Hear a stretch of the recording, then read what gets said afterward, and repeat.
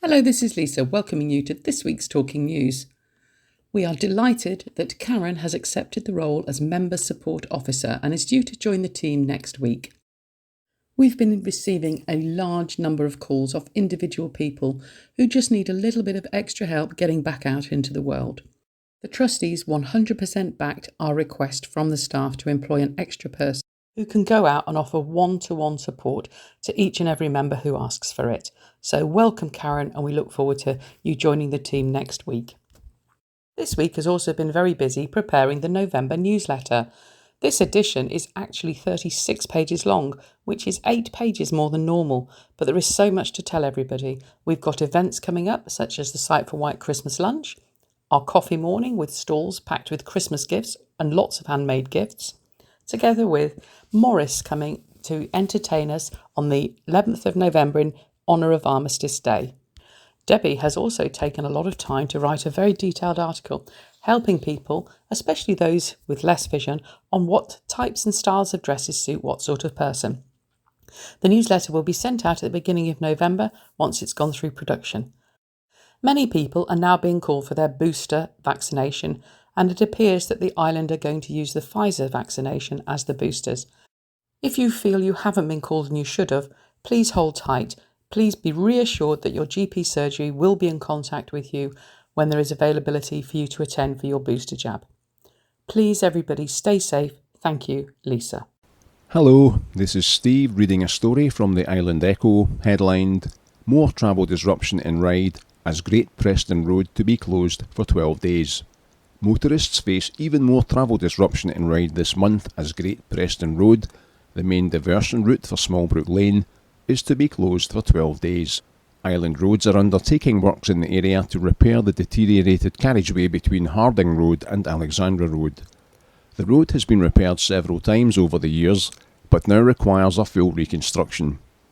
It means that the road will be closed day and night from 18th of October to 29th of October. Since the 4th of October, Smallbrook Lane has been closed to traffic heading away from Westridge to enable the works at Smallbrook Roundabout, meaning traffic has been diverted along Great Preston Road towards St John's. However, white fibre works have meant that a one-way system has been in force, resulting in all southbound traffic diverting via Marlborough Road, and furthermore, motorists have been unable to turn right out of Smallbrook Lane to Westridge Junction. From the 18th of October, all traffic will have to use High Park Road or Marlborough Road when travelling through the area, with Smallbrook Lane remaining closed in one direction until April next year. Harding Road will be closed at the junction with Great Preston Road to stop motorists using Oakfield as a diversion route. This is Chris, reading an article from On the Wight. £1 million grant could help see 70 homes built to help islanders get on the property ladder. The Isle of Wight Council say delivering affordable housing for island residents is a key priority for them, and the grant is a step towards achieving that. The Isle of Wight Council has been awarded almost £1 million in government funding to bring forward 3 potential brownfield sites for local housing. The windfall, announced on Tuesday, will be used to seek to develop disused land at the former Island Learning Centre at Berry Hill Lake, Thompson House on Sandy Lane, Gapcombe, and the former Western Academy in Totland. In total, the sites could provide around 70 homes to help local people and families get on the property ladder. The funding, which totals £949,765, comes from the government's Brownfield Land Release Fund, which is designed to regenerate and level up towns and cities across the country. The bidding process was highly competitive, with all English local authorities eligible to apply. The money is provided on the basis that the sites are released for development by March 2024. Councillor Julie Jones-Evans, Cabinet Member for Regeneration and Business Development, said, "This is fantastic news for the island. Making the most of previously developed land will help protect our cherished countryside and green spaces. Delivering affordable housing for island residents is a key priority for this council, and this grant funding is a step forward in achieving that aim." At 11:25 a.m. on the 13th of October 2021, the headline amended from £1 million grant could see 70 homes built to help islanders get on the property ladder to £1 million grant could help see 70 homes built to help islanders get on the property ladder. This is Brian reading an item from Isle of Wight Radio. Hotel in Shanklin given 1-star food hygiene rating, but improvements already being made. A Shanklin hotel has been given a 1-star food hygiene rating after inspectors found poor general hygiene in some areas and flaking paint in the kitchen, but improvements have already been made. The Ocean View Hotel on Park Road has fallen from its previous good rating to major improvement necessary following an inspection by the Isle of Wight Council's Environmental Health Team in September. Since the inspection, though, the hotel has said it has rectified the issues and is confident of getting a 5-star rating soon. A spokesperson for the Ocean View Hotel said, "Further to our recent inspection, all defects have now been completed and all works requested have been carried out. We're just waiting for a new floor covering, which has been ordered to be fitted, and when this work is carried out, we'll be requesting another visit and are confident of reinstating our 5 stars." In the report, inspectors said the food hot holding unit must be repaired or replaced as it was not keeping temperature. Stock rotation controls and monitoring points needed to be implemented as inspectors found 2 containers of fresh cream past their use-by date and a container of mouldy grapes.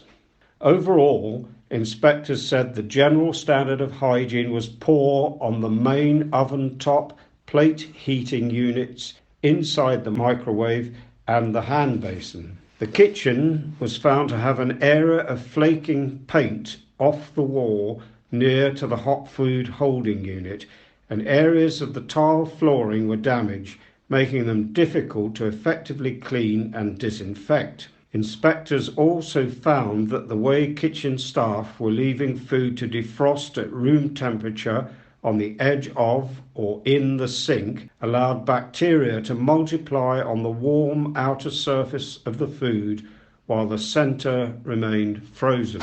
Life-saving CPR demonstrations to take place across the island thanks to St John's Ambulance from the Island Echo. St John's Ambulance volunteers on the Isle of Wight are once again giving free demonstrations of life-saving skills as part of the annual Restart a Heart campaign in October.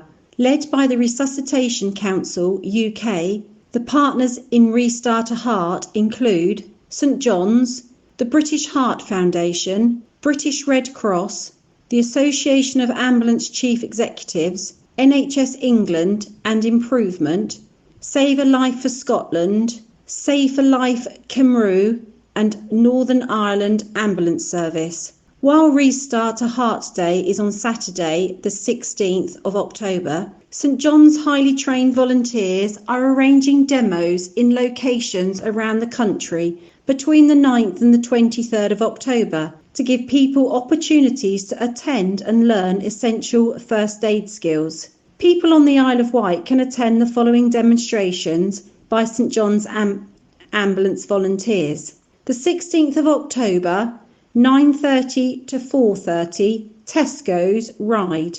The 16th of October, 9:30 to 4:30, St Thomas's Square, Newport. The 21st of October, 7 p.m. to 9 p.m. St John's Ambulance HQ, Dodner Park, 12 Manners View, Newport. The 23rd of October, 9:30 a.m. to 4:30 p.m. Tesco's Ryde. For more information about Restart a Heart event, or if you would like to book onto a virtual or face-to-face CPR and AED session, contact community.engagement@sja.org.uk. Each session is free to attend and includes practical information on how to understand the difference between a cardiac arrest and a heart attack. Bystander CPR rates fell in some areas of the UK during the COVID-19 pandemic. The aim of this year's campaign is to resume training, both on and offline, restore confidence in performing CPR and using a defibrillator, and reach people who may have found it challenging to access training resources by making resources available in a range of languages. The participating organisations want to ensure that everyone has a chance to learn CPR and that those having a sudden cardiac arrest have their best chance of survival. Dr. Lynn Thomas, Medical Director at St John's Ambulance, said, "We didn't have to ask our volunteers twice about supporting this year's Restart a Heart campaign. They are keen, especially after the last 18 months, to get back out there face-to-face or online and upskill their friends, family and neighbours in these vital first aid techniques. A cardiac arrest can happen any time and without warning, so ensuring that people have the knowledge when confronted with a heart-related emergency is vital and increases the chance of saving a life. Coupled with this, we are concerned that as many members of the public as possible regain the confidence to deliver bystander CPR to casualties when they are most in need of support." Hello, this is Steve reading a story from Island Echo, headlined Boots to Trial Drone Delivery of Medicines to the Isle of Wight. The High Street chemist Boots is to begin a trial to use drones to quickly deliver medicines to the Isle of Wight, it has been confirmed.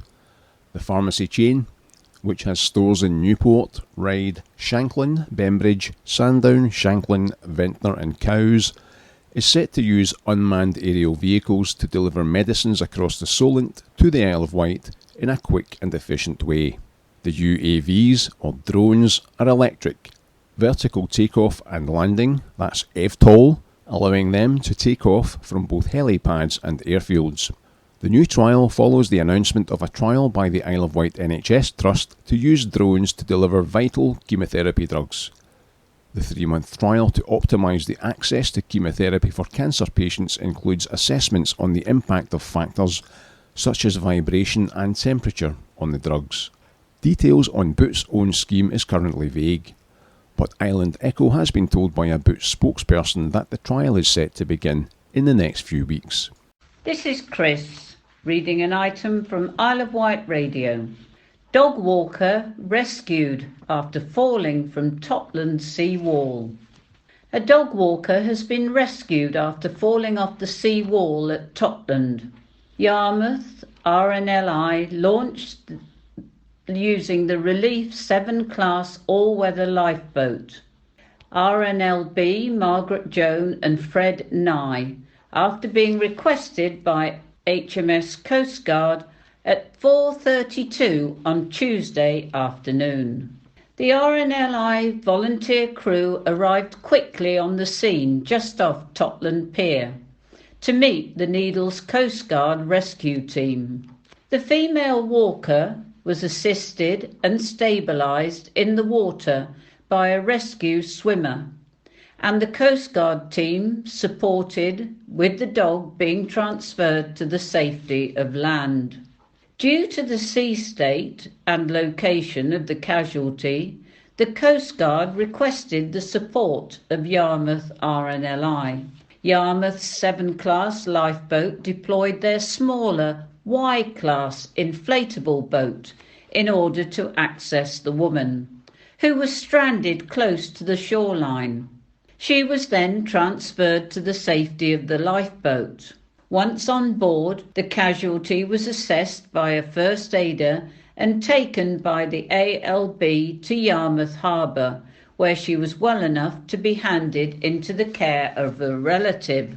Coxswain Howard Lester said, "Our rescue has had a happy ending, with both the dog walker and pet safe and well. But it could have ended very differently. Always try to keep your dog on a lead when walking close to edges and cliffs. If they do fall in, do not go after them. Call for help immediately on 999 or 112 and ask for the Coast Guard." Yarmouth lifeboat returned to her berth and was ready for service at 5:15 p.m. Mid-November floating bridge return could be pushed back even further. From Island Echo, read by Jasmine. The return of the floating bridge could be delayed once again, despite already being pushed back to November after further issues were identified. As previously reported by Island Echo, the Cowes to East Cowes service has been out of action since the end of August, when a major fault with one of the engines was found. It was expected to come back this month, October, after the council was advised to replace the drive motor. The extent of the damage was greater than anticipated. However, so the service's return was pushed back to mid-November. But now, another hold-up in the return is on the cards. Speaking after the corporate committee on Tuesday, Councillor Phil Georgian, Cabinet member, said there was a new fault with the chain link ferry, which came as a bit of a shock. He said, "Both of the shafts that sit on the drive have gone. We are not aware of the extent of it, whether they are repairable or if they have to be replaced, but there are specialist parts. They are not off the shelf." Confirming work on the troubled vessel is well underway. A council spokesperson said further issues had been identified which may impact the completion date. They included the condition of the brake units and the delivery of the replacement parts, which were outside of the council's control. The spokesperson said the authority was committed to ensuring the service could resume as swiftly and safely as possible, and sought to reassure residents it was doing everything possible to achieve that. When the vessel is fixed, a passenger launch continues to operate. The Solent Local Enterprise Partnership, which provided the funding for Floating Bridge 6, has requested an independent government review to be undertaken to determine whether the bridge is fit for purpose and is delivering the outcomes set out in the business case. It has been requested the investigation, which could cost between $10,000 and $15,000, to be completed by December. The council says it remains in close contact with its specialist contractors and will provide a further update in due course. Hello everyone, this is Steve reading a story from the Island Echo, headlined "Recognition as Lifeguards Deal with Over 500 Incidents at Sandown." Sandown Town Council has presented Todd Miller, beach manager of the Sandown Lifeguards team, a commemorative mascot in recognition of the outstanding work of his team in the town this summer. A team was established at short notice after the COVID lockdown restrictions were eased. The end-of-season report includes details of 536 beach-related incidents responded to over the course of the summer. Town Mayor Paddy Lightfoot said, "The team are to be congratulated on their contribution to keeping Sandown's beach safe. They have been very visible and proactive, saving the lives of a mother and young son who went out of their depth and had to be rescued, as well as other preventative actions during the summer. Plans are being developed to enhance the lifeguard service and to reintroduce drowning preventative initiatives such as school talks, hopefully contributing to Sandown retaining its blue flag status. The Town Council has also funded rubbish collection on the beach, the installation and removal of the buoys, and has plans for the re-provision of a public toilet at Eastern Gardens." Deputy Mayor Heather Humby added, "The response from the public has been heartening, and the team, under Todd's leadership, deserve recognition for the added safety they have brought to Sandown." Paddy concluded, "It's really important that we support local organisations such as the safety team, who are made up of highly trained lifeguards who have really integrated with local longshoremen and the independent lifeboat, and we wish to develop this structure in the coming years. Foolish and reckless behaviour, says firefighters following freshwater arson attack. From Island Echo, read by Susan. Firefighters from Hampshire and Isle of Wight Fire and Rescue Service have, on Wednesday night, tackled a fire at Freshwater Skate Park following what is being described as an arson attack. Retained firefighters have declared the actions of those involved as foolish and reckless behaviour after Freshwater's fire crew were mobilised to bins and grass alight at the skate park at Mower Place near School Green Road. Fire control mobilised a fire appliance and water carrier from Freshwater Fire Station to the incident, with intense flames and a smell of burning accelerated, greeting the first firefighters on scene. Crews believe petrol had been used to fuel the fire within the multi-use games area. Hose reel jets were used to extinguish the fire and dampen down the area. Beside the grass and bins, damage had also been caused to the mugger fencing, commonly a steel mesh anti-vandal fence surrounding the park, where the paint had started to bubble and melt from the heat. It is also said that there was also evidence that an attempt had been made to ignite a separate bin stack around 5 metres from the seat of the fire. A spokesman for Friends of Freshwater Fire Station said on Facebook, "Foolish and reckless behaviour. The intensity of the flames and smell from the burning suggested an accelerant such as petrol had been used to start the fire. This really is foolish and highly dangerous behaviour that spoils the areas created for our young people to enjoy.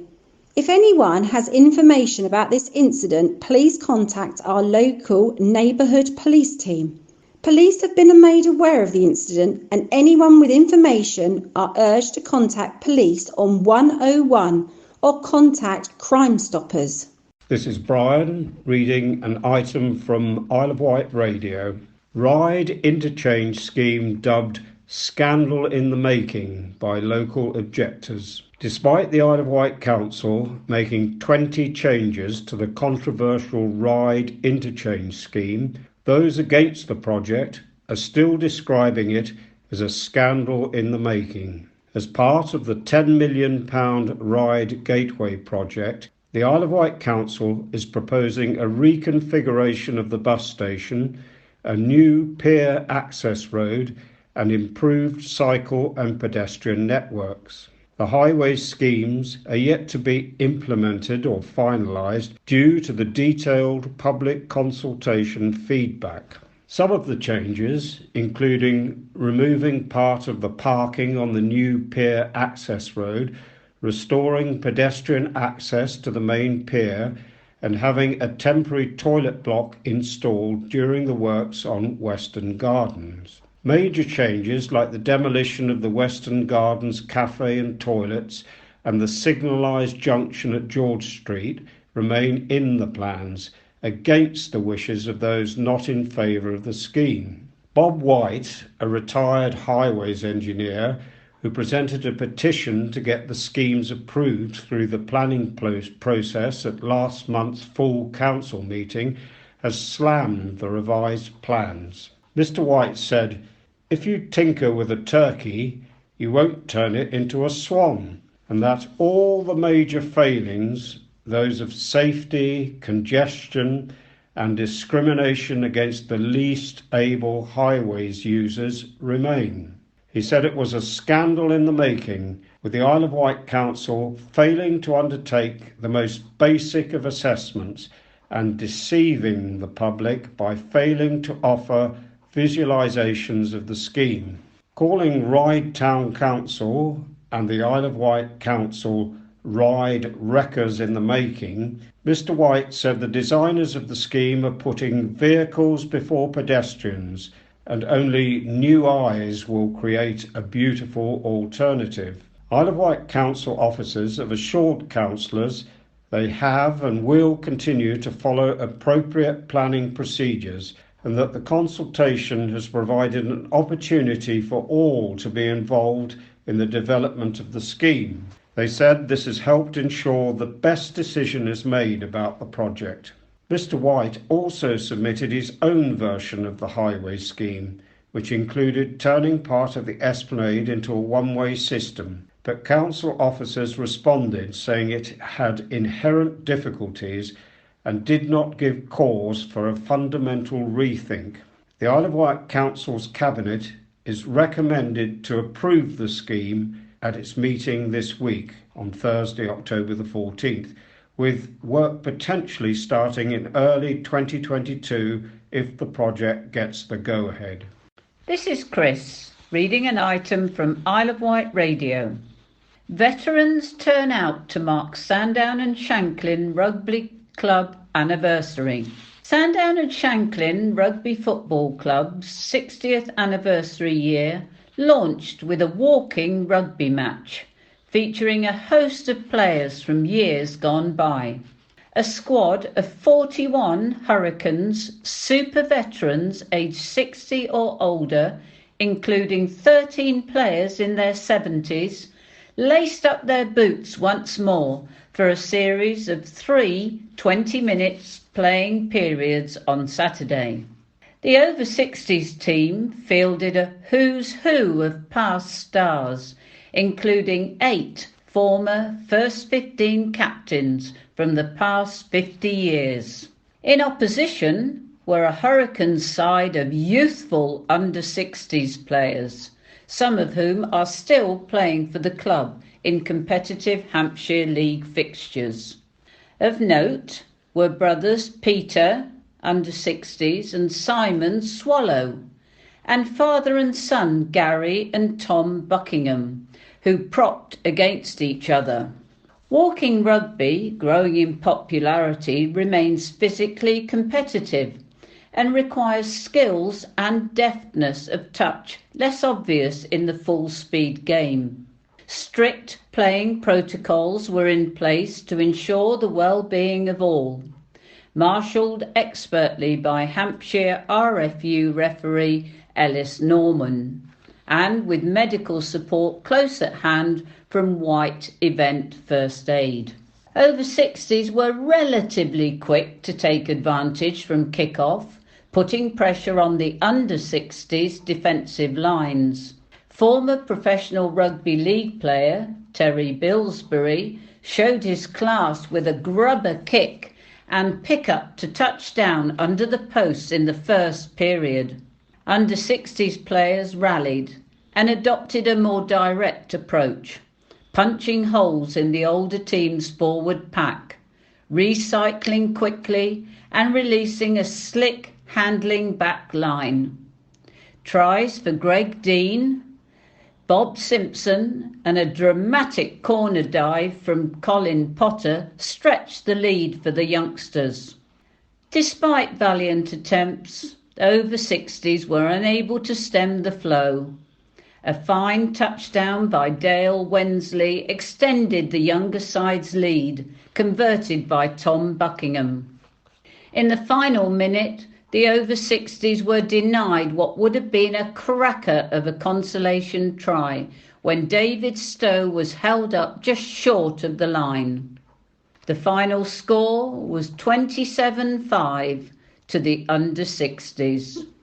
With Sandown and Shanklin fielding first 15s and second 15s fixtures at Bognor at RFC on Saturday, over 100 current and former players represented the Hurricanes home and away on the same day.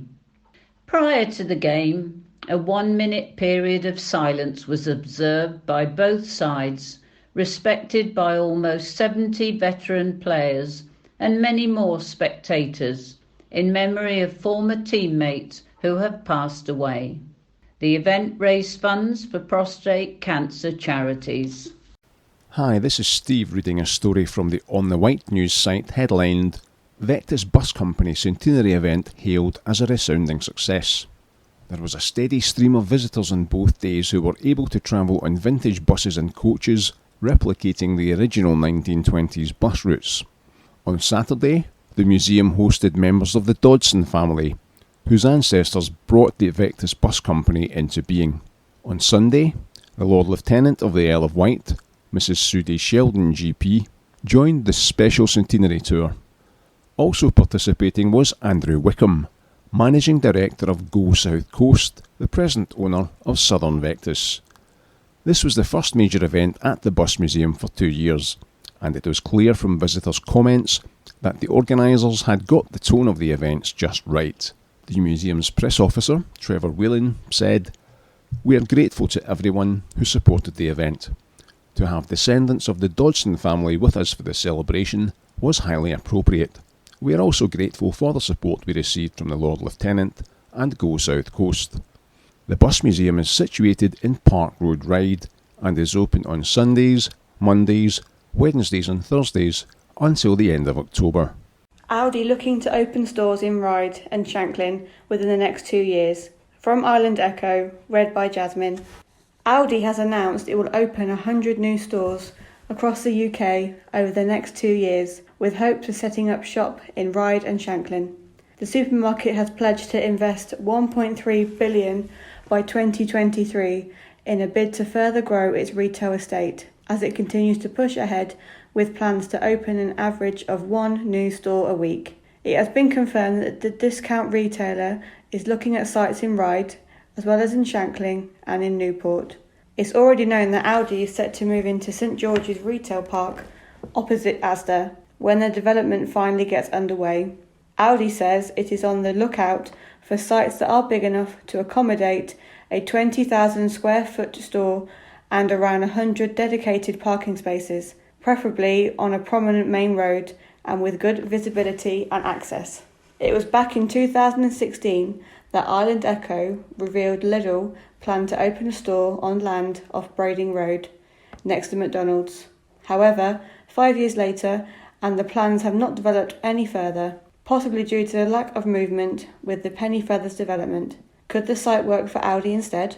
Richard Thornton, Communications Director at Audi UK, said, "We're continuing to gain even more customers, with over 60% of UK households shopping with Audi in the last year. Our focus is to expand our stores estate, make sure Audi is accessible to as many of those new shoppers across the country as possible, and looking ahead, we are excited to provide millions of new customers with access to Audi's award-winning quality and unbeatable value, as we create even more spaces and more ways to shop with us." Audi currently has 2 stores on the Isle of Wight, located in Cowes and Lake. Licence granted for Solent's first luxury floating restaurant. From the Island Echo, read by Susan. The licence for what is being dubbed the Solent's first luxury floating restaurant has been granted after a single objection called the application before the Isle of Wight Council. Approved last week by the Licensing Subcommittee, councillors considered concerns about noise nuisance from the boat, a 34-metre fully refurbished yacht, before ruling they had been addressed. One objector had said the floating restaurant, which would be based at Venture Quays in East Cowes, although sailing out into the Solent, would affect nearby residents, including those in the over 55s residential complex, Princess Court. They said, "I'm sure people would not want a nightclub blaring out music into the night and drinking alcohol there." Speaking at the meeting on behalf of the boat, Solicitor Matthew Phipps said that this was not an application for a nightclub, as it adhered to restaurant hours and closes at midnight. The boat had, however, created a noise management plan addressing any potential concerns and would act proactively before any complaints were made. The noise management plan had not been finalised, but the council's environmental health officer said it was 90% there and would have to be completed and approved before any licensing activities can start. Part of the management plan, the boat said, will ensure customers respect the needs of other users on the sea and those on land, by staff telling customers and monitoring their exit where appropriate, as well as installing signs by the door. Despite concerns from East Cowes residents, Mr Phipps said they do not have permission to disembark people at Venture Quays, with attendees arriving via boat or tender. Plans were revealed earlier this year for a restaurant spread over 3 decks. The boat is being run by the Freehold Group, who took inspiration from the Grand Banks Oyster Bar on the Hudson River in New York. According to the licensing application, it looks to be open as soon as possible, but primarily trading during the summer period. This is Brian reading an article from the Island Echo. Woman ordered to pay just £140 in compensation after destroying windows with plant pot. A 40-year-old woman from Lake has been ordered to pay just over £140 in compensation after destroying a door, several windows and garden items in a bizarre fit of rage in Shanklin. Emma Stafford of Mead Way pleaded guilty to a charge of criminal damage when she appeared before Isle of Wight magistrates on Tuesday. The court heard that the police were called to Butler Gardens, Shanklin, on the 27th of September after concerned residents reported a woman shouting and smashing the windows of a residential flat belonging to Southern Housing Group. Stafford was seen by multiple witnesses to throw large garden items, including plant pots, a chiminea and a garden chair, at the window of the property, causing it to smash. Officers attended the scene and subsequently located Stafford in High Street, Shanklin, where she was found sat atop a church wall with a cut on her arm. Magistrates were told that Stafford had been in a short-term relationship with the intended victim of the attack and was owed money by them. Stafford, who receives a total of £900 in benefits per month, was ordered to pay £140 in compensation to Southern Housing Group. The court costs and surcharge were dropped by magistrates. This is Chris, reading an article from On the Wight.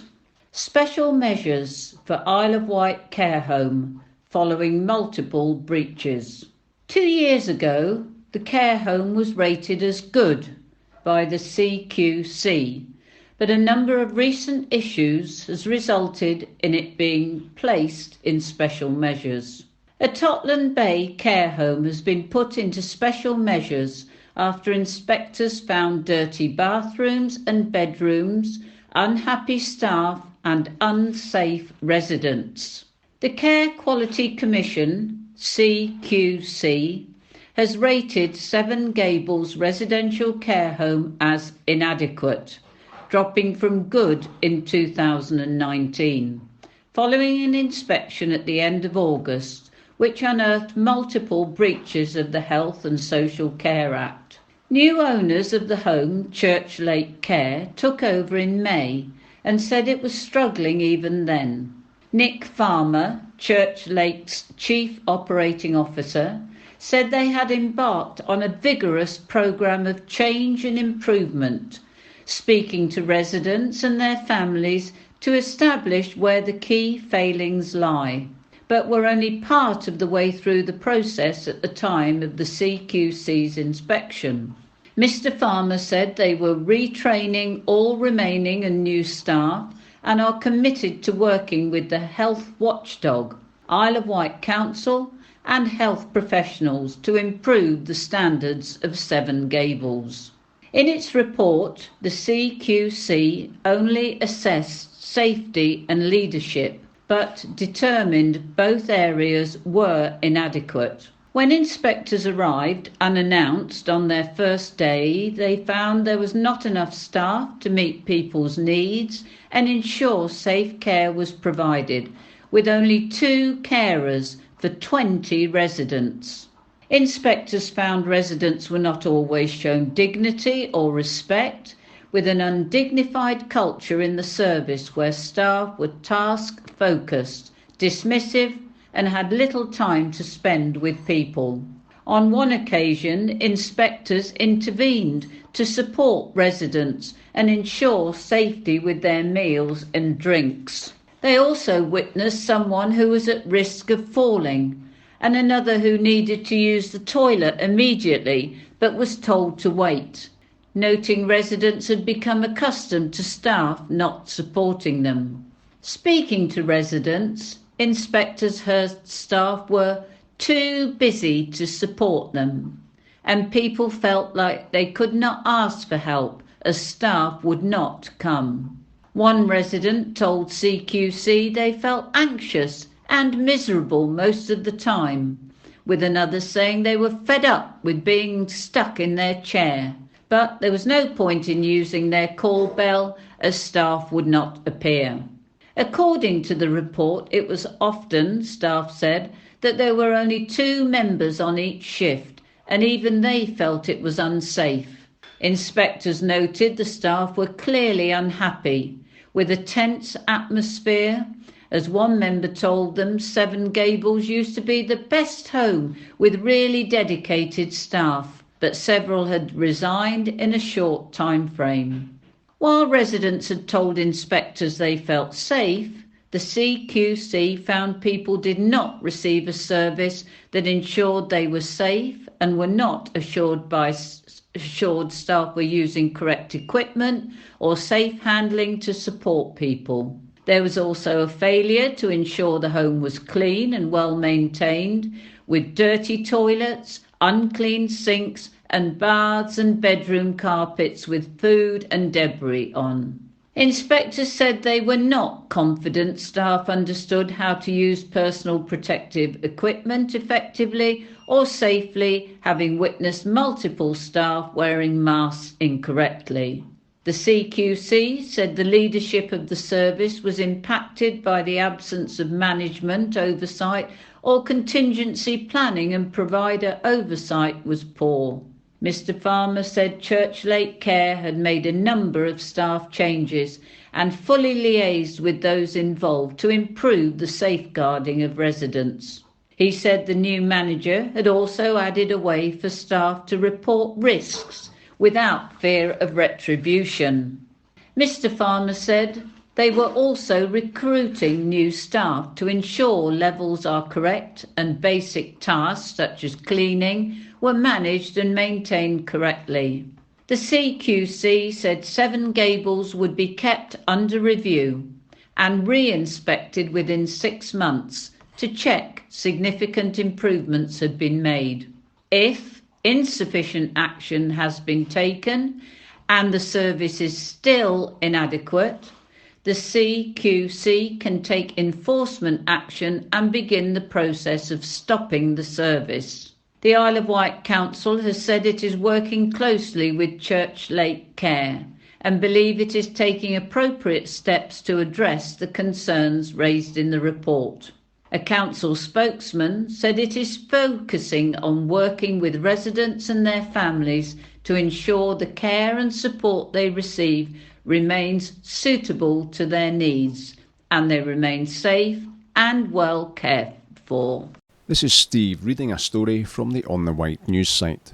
Headlined, Cash Boost will help further encourage walking and cycling on the Isle of Wight. Despite the absence of leisure cycle trips made by visitors, the total annual cycle trips were the highest on record in 2020. Island projects encouraging green travel will receive a £175,662 government investment boost. All English transport authorities outside London were invited to submit proposals to the Department for Transport Capability Fund in spring of this year.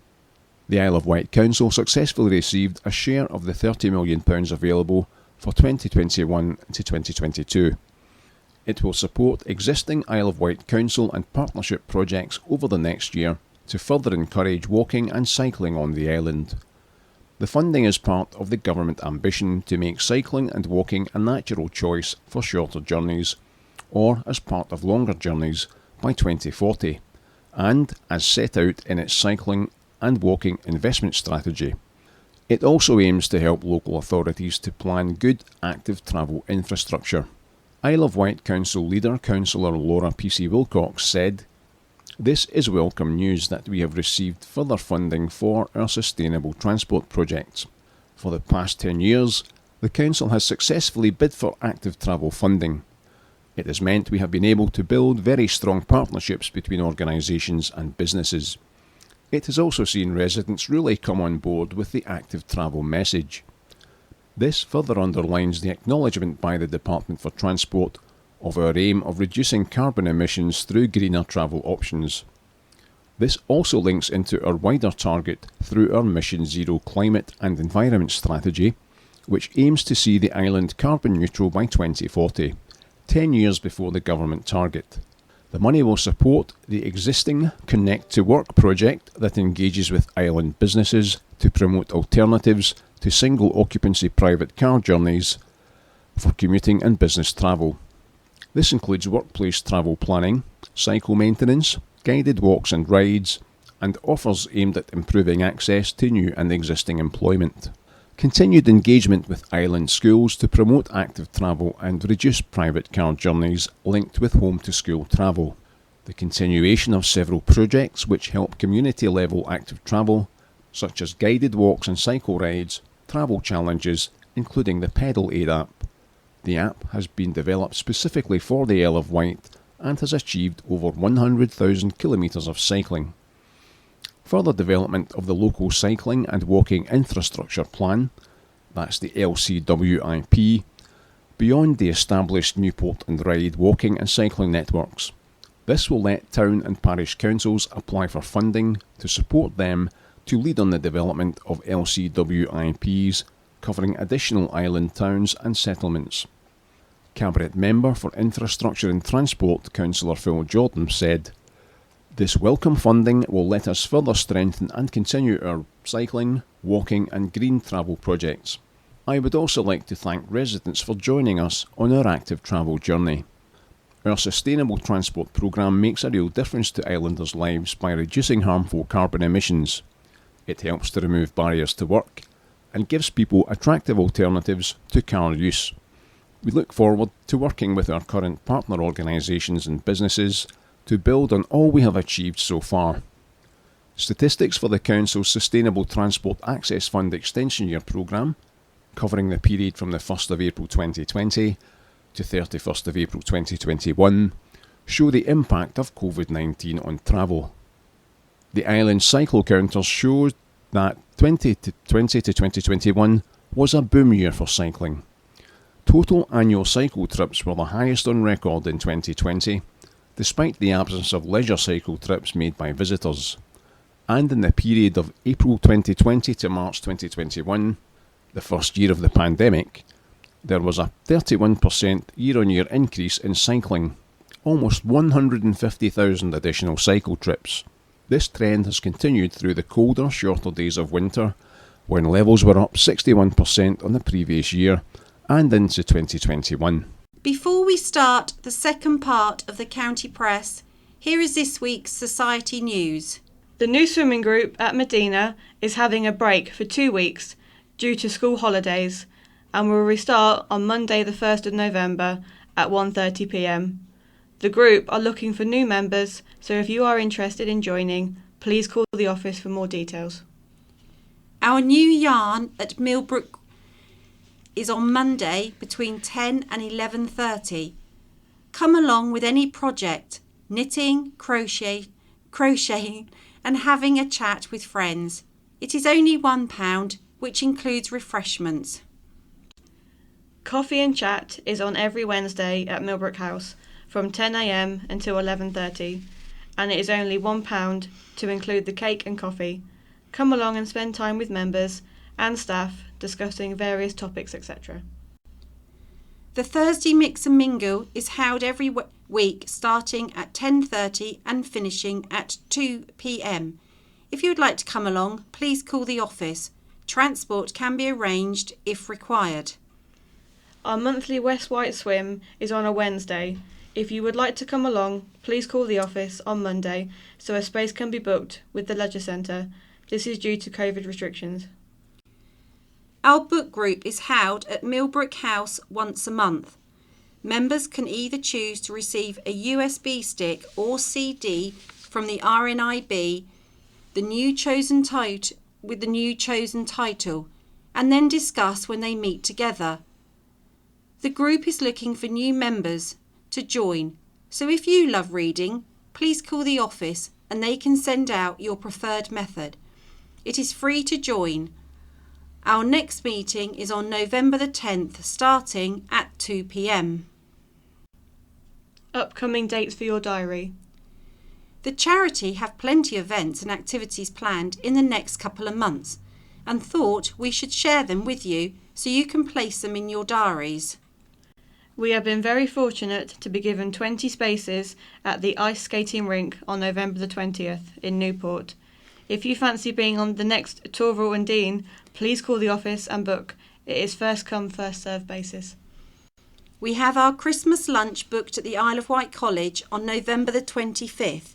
It is 3 courses for only £10, and this is open to both volunteers and members.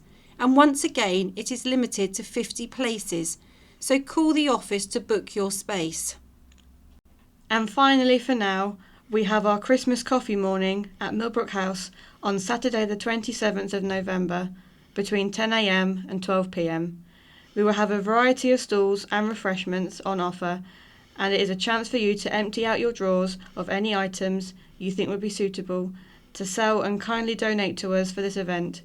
As always, we are very happy to accept donations of items suitable to either sell or use as raffle prizes. Good morning, it's Friday the 15th of October and this is Lester speaking. And Megan. And we'll start with readers' letters. Forget the floating bridge, try this instead. And this is from Christopher Hall in Cowes. With reference to the last paragraph of Councillor Phil Jordan's letter, that's on the 1st of October 21, if that indicates a new vessel, then the Alliance will not hesitate to take that decision. In view of this commitment, might I suggest we go back to Victorian engineering? By that, I mean a transporter bridge, such as the one in Newport, South Wales. This is a structure which involves a tower each side of the river, with a girder across them both at a height to be decided, and a hanging platform beneath for pedestrians and cars. The road infrastructure is already in place, the A3021. The plus points are: the existing chains will not be required and will be removed, thus eliminating the noise. There will be no pollution as it will be powered by electricity and is therefore green. Floating Bridge 5 used over 2,000 litres of diesel every 2 weeks. Minimal maintenance as there is no contact with the river and it can be painted as the Fourth Railway Bridge system, i.e. every 25 years. Direct access for cars and passengers. Similar girder construction, and it could be made on the island. It could be a tourist attraction, as well as fulfilling a primary requirement. And now we have Floaty Woes from Richard Hollis. It appears from his letter of the 1st of October that Councillor Phil Jordan did not read my letter thoroughly or reply fully, but chose instead to comment on topics concerning the floating bridge debacle that were not in my letter. Councillor Jordan suggests that all the ills of the floating bridge should and could have been sorted out in the trial and testing stage, thereby suggesting that breakdown and mechanical failure that happened 2 years into its operational service would have all shown themselves before the vessel went into operation. Perhaps he could explain just how he suggests that the Conservative administration could have foreseen these failures. Councillor Jordan states that 2 independent reports have cleared entirely the then independent administration of liability in the procurement of the current FB6. I am just not sure what planet Councillor Jordan is on, or to what reports he is referring. The Conservative administration commissioned a report in 2018 by Price Waterhouse Cooper, which states that throughout this project the lack of a capital procurement board or similar was a major failure in the commissioning of the project. We will watch with interest how Councillor Jordan's administration managed to progress the issue of the floating bridge, which is so important to the island, and to achieve the sustainable completion he suggests they can achieve. Councillor Jordan chose to ignore the suggestions in my letter as to how a suitable means of crossing the Medina might be achieved. Instead, his letter suggests that his administration will simply proceed to commission a new vessel at taxpayers' expense. He appears unaware that if the vessel is scrapped, SLEP may well ask for their contribution to be refunded, and he does not state where the funding for a new vessel would come from. We will all watch this space. And this letter from Richard Quigley, Councillor Cowes North and Isle of Wight Labour Chair. Universal credit cut penalises Ireland as a whole. Most of us are aware of the £20 cut to universal credit, a temporary increase, more on that later. Some of us may even have seen our MP Bob Seeley's cack-handed defence of it on BBC Two's Newsnight.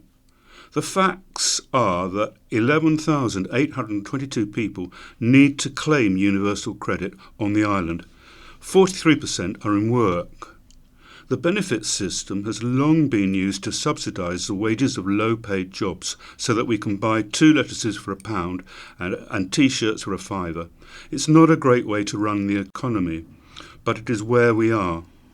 So for Bob to use the tired mantra, it was only temporary and the government cannot afford it, is not only disingenuous, but economically illiterate. Government finances are not like household finances. Households tend not to own their own bank, but governments can borrow over a period of 50 to 100 years, largely from the bank they own if they wish. Households can't do this. The job of government is to spend when times are bad and then not spend as much when times are good. You'd have to have pretty rose-tinted specs to say times were good at the moment. As of this week, the removal of the £20 uplift represents a £12 million reduction in spending for the island's economy. This will place further stress on small businesses, but also council finances, as council tax defaults will no doubt rise, leaving a bigger hole in the council coffers at a time when it is already facing a further £1.5 million in social care funding, as well as £3 million a year savings to make a balanced budget. So the £20 reduction doesn't just penalise those who are in receipt of it, it punishes the island as a whole. But back to the £20 uplift being temporary. Many things over time have been temporary. Income tax, the Eiffel Tower, the 70 mile per hour speed limit on motorways, the London Eye, and the Gareth Southgate was originally the temporary England manager. So it isn't a law, that's in inverted commas, that a temporary change can't be permanent when a situation changes. Over the last 3 weeks, we have seen how much that situation has changed. Queues for fuel, empty shelves, and the near doubling of utility bills for many households. Those in receipt of benefits are often accused of poor money management and spending on the wrong things. Yet they aren't offered the luxury of claiming the cost of the county press back on expenses, as well as the milk to go in your tea while you read it, Bob. An MP's salary is £82,000 per year, more than 2.5 times the average UK income. Yet Bob's colleague, Peter Bottomley, MP, said, "It's grim trying to cope with such an income for many MPs. Maybe they need the same lecture on money management and spending on the wrong things to those that are on universal credit. Most people don't have a problem with being rich. They just don't think people in one of the richest and advanced countries in the world should be poor. So rather than sitting in front of a log fire, maybe Bob could do something useful for the island and vote against his government on the topics he claims to care most about. Either that, or just be honest and start his next appearance on Newsnight with, "Let them eat cake." And from Sam Turner from Sandown, majority of islanders do not want fixed link. Thank you to Tony Toller for replying to my letter. There is nothing better than a healthy debate. However, he implied that I was living in the past with my views on opposing the fixed link, where I had mentioned the increased crime that would come to the island if we had a fixed link. And those were not my words, they were the words of the Hampshire Police at the time, albeit 20 years ago. But nothing has changed. In fact, crime in Britain is far worse now than then. Does he not read the press of the prolific crimes against the person, especially with regard knife and gun crimes? Our country was relatively safe back then compared to now. But what of his overall complaint against our ferry services, stating that they are unsustainable in the long term? Well, look no further than last week's headlines, where an island-based consortium is planning a new ferry firm for the island. The Isle of Wight Council has looked into this in the past and will no doubt give their backing in due course, plus the support of the island's MP. So I read this as the ferries are indeed sustainable in the long term. I reiterate that the vast negative impacts far outweigh any consideration for a fixed link, and people who would vote such are not islanders or island-minded. Yes, I do acknowledge that some islanders want a fixed link, but the vast majority do not and never have. Mostly, and with respect, most campaigning for a fixed link have moved here and don't like being cut off. I know personally of people who have moved here from the mainland and don't like being cut off from their mainland families that they have left behind. This is sad and understandable, and the island is a beautiful place, but the only alternative might be to move back. And another letter about the new ferry service, or possible new ferry service. Rob Young, Swanmore, Hampshire. Another ferry? Are they serious? Apparently there is a consortium, pity the word con features in that term, which is seeking support from the Isle of Wight Council as it hopes to develop a new ferry service. My advice to the people concerned would be not to approach the council at all, considering its unbelievable record concerning ferry activity. If this consortium believes it can gain anything from the people who brought us the New Cowes floating bridge, their efforts are doomed from the start. And Claire Hearn from Ventnor writes, yes to tidal power. We live on an island which can produce tidal energy without any disruption to our views or our lifestyles. We should all support this efficient source of energy. The tide comes in and goes out with regular monotony, day in and day out. Wind energy has the disadvantage of having to have the correct amount of wind. Tidal will just go on and on and on. What a wonderful asset we have living here on the island. And from Vix Lothian, Green Party, Newport. Just say no to Araton drilling. Will Boris Johnson really let the Isle of Wight Council approve oil and gas drilling next week, only days before he welcomes 120 heads of state in Glasgow for the global talks to address the climate emergency? Is this what Boris Johnson wants? A new onshore oil drilling site approved in the middle of crucial agricultural land, while Joe Biden, Pope Francis and David Attenborough are packing their suitcases to head to the UK. Is this what they will tell Her Majesty the Queen? Is his version of getting serious on the climate crisis? Is this so? Approval of these plans for new hydrocarbon exploration will devastate the Isle of Wight countryside, tourism economy and fragile aquifers. And they will illuminate Mr. Johnson for the climate charlatan that he is, right on cue as the whole world is watching. The PM cannot blame our local councillors. the Isle of Wight minerals and the waste plan is yet to be devised, and so all decisions must be based on his own government's national planning guidance. He could claim that, after weeks of queues at petrol stations, we're in dire need of additional sources of petrol. Except there are only an estimated 2.6 million barrels under the Arreton site, which, based on 10 to 40% recoverable, would meet a mere 2.5 days of current UK demand.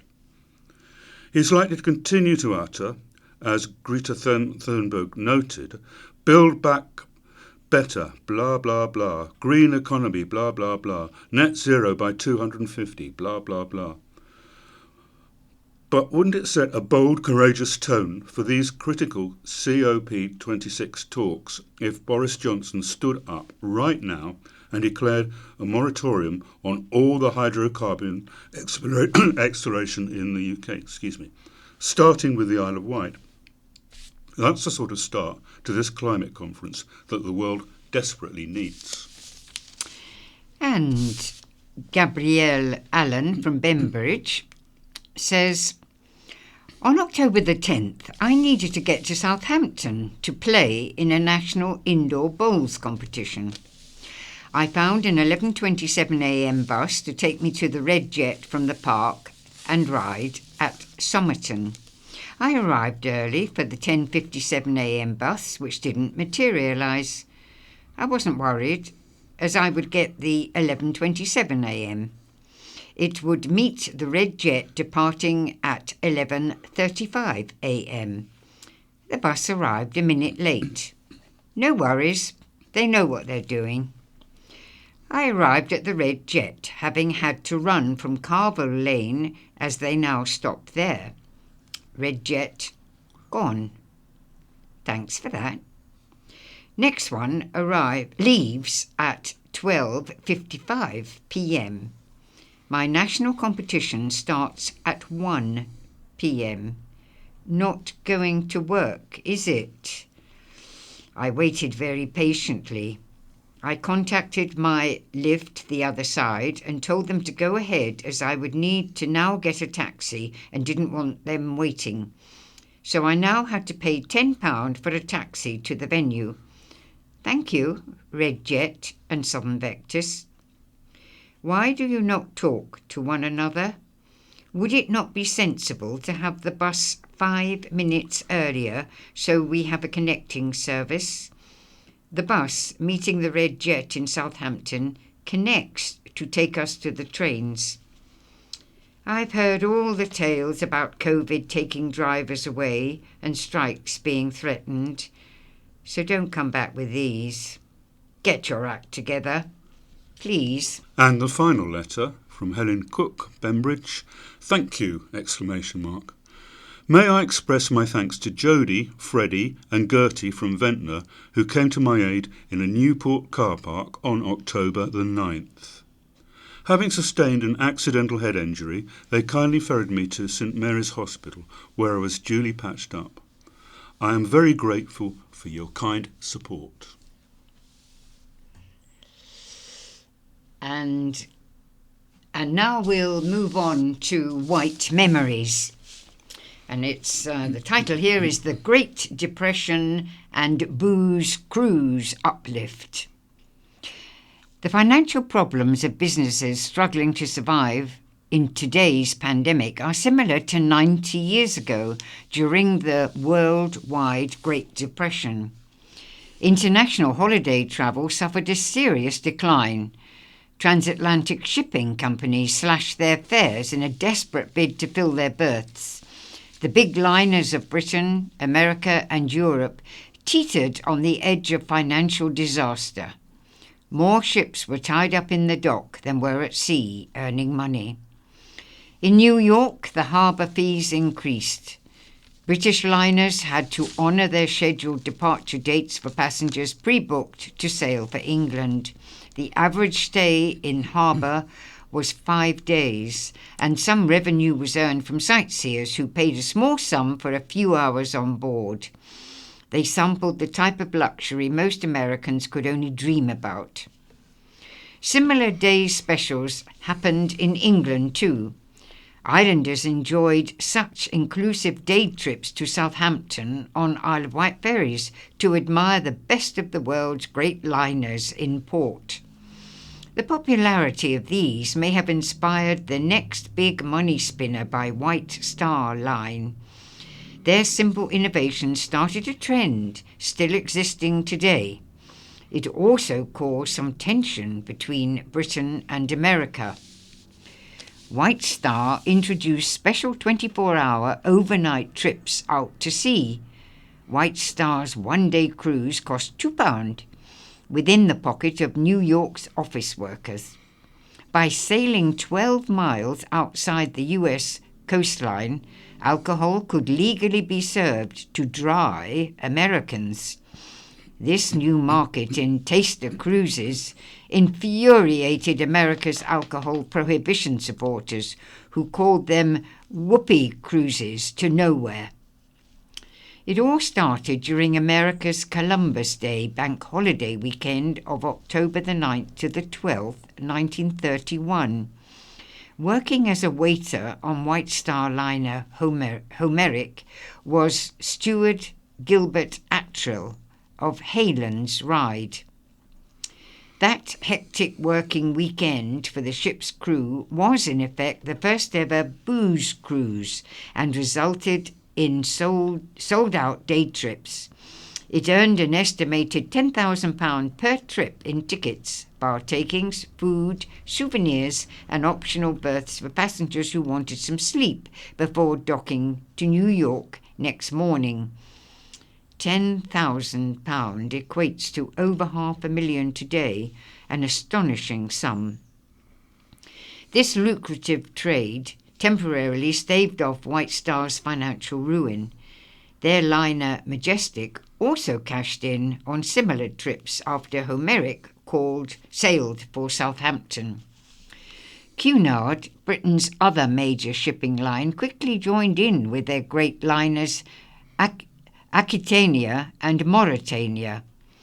They too profited handsomely and vowed to run more at every opportunity of their New York to New York cruises.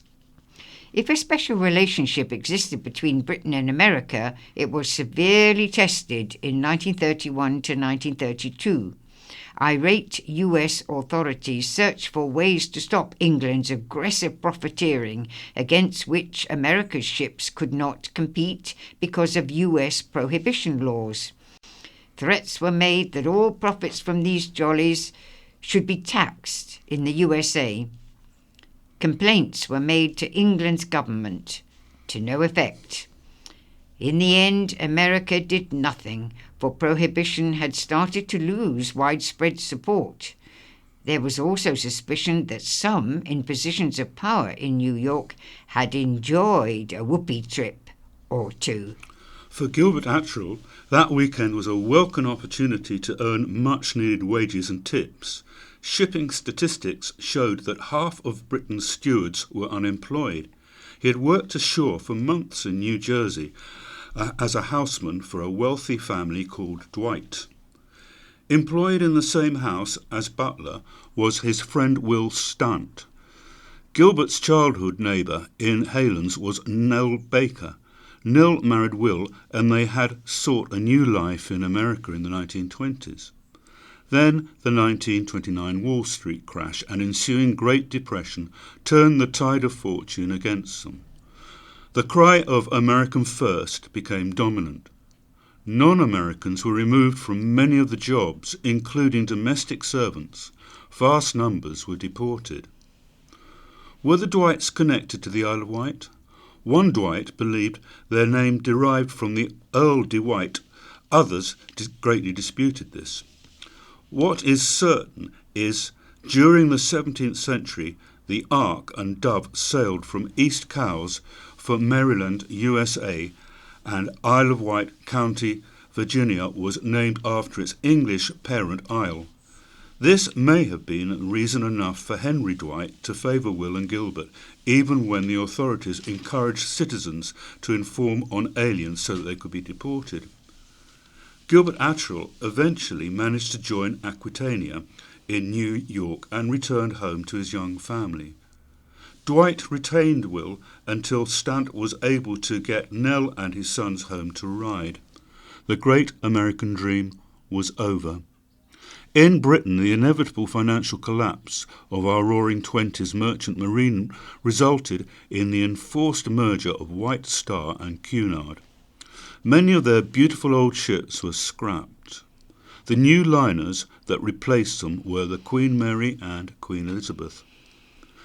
Gilbert Attrill, my grandfather, got a new job in Yelf's Hotel Ryde. Having served on Ship of Splendour, Homeric was his passport to serving hotel guests.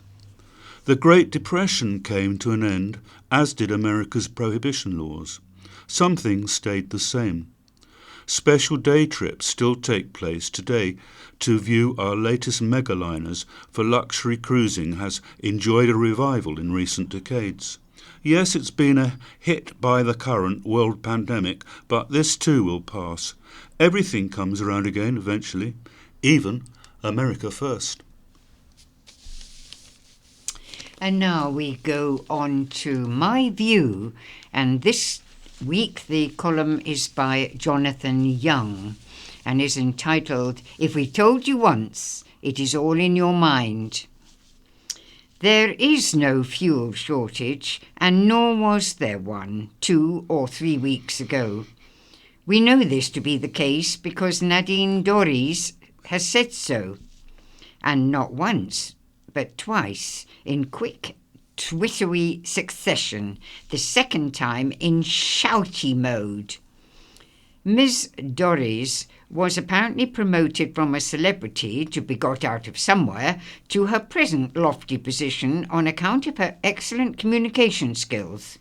One might have thought, therefore, that she'd have used her 280 characters to approximate better to the truth. This would have done. There is no shortage of fuel in the refineries. There is no shortage of drivers to get it to the forecourts. Don't embarrass me by asking why. I'm ambitious. Don't ask me what we're going to do about it. Culture's my thing. And definitely don't mention the B word. You voted for it. The Isle of Wight is particularly susceptible to supply chain stresses. In the case of petrol, once one filling station falls over, the rest follow in short order, and there's not the option to drive miles and miles to find it. How the flares of Forley seem to mock us. Big shout-out, by the way, to Newport Sainsbury's filling station, where they didn't wait to be told before closing early on about day 2 of the crisis to reserve fuel for the island's ambulance fleet. It has, of course, happened before, in 2000 and 2012, for very different reasons. And that's before we get back to the Suez crisis of 1956, when rationing came back and pump prices rose from 2 8p to 4 shillings 2 pence overnight. So stockpiling and panic buying, it may be selfish, but panic's not the right word, is the well-documented consequence of shortages, real or perceived. You'd have thought the government's batteries of behavioural scientists, flush from their success in predicting the effects of relaxing COVID rules, could have taken half a day to remind politicians who appeal to people's better nature what a futile exercise that is.